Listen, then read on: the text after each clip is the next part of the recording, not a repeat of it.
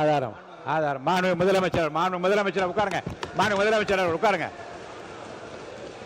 உட்காருங்க. மாண்பு முதலமைச்சர் அவர்கள் உட்காருங்க. உட்காருங்க.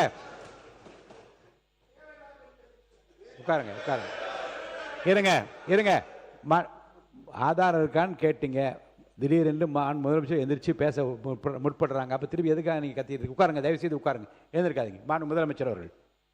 மாண்புமிகு பேரவைத் தலைவர் அவர்களே, நான் அதை சொல்ல வேணான்னு தான் நினச்சேன். ஆதாரம்னு கேட்குறாங்க.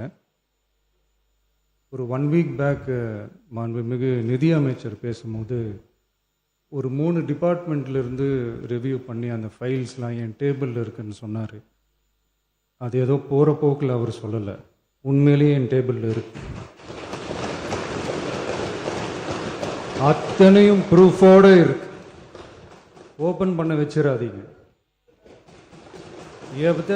எப்போ ஓப்பன் பண்ணணுமோ அப்போ கரெக்டாக எல்லாமே ஓப்பன் ஆகும். மாண்புமிகு இந்து அறநிலையத்துறை அமைச்சர் அவர்கள்.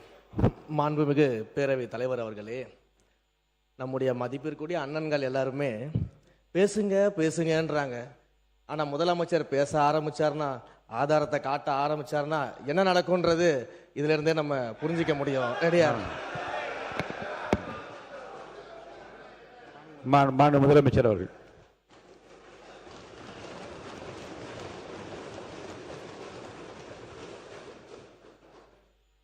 மாண்புமிகு பேரவைத் தலைவர் அவர்களே, மக்கள்கிட்ட எப்போ பேசணும், என்ன பேசணும், எப்படி பேசணும் எல்லாம் பேசிட்டு தான் அன்பா ஆசையா எங்க எல்லாரையும் கொண்டாந்து உட்கார வச்சிருக்கிறாங்க.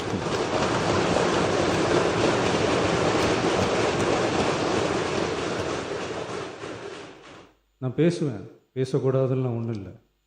இடைத்தேர்தலையாவது சில பேருக்கு நல்லது நடக்கணும்ல.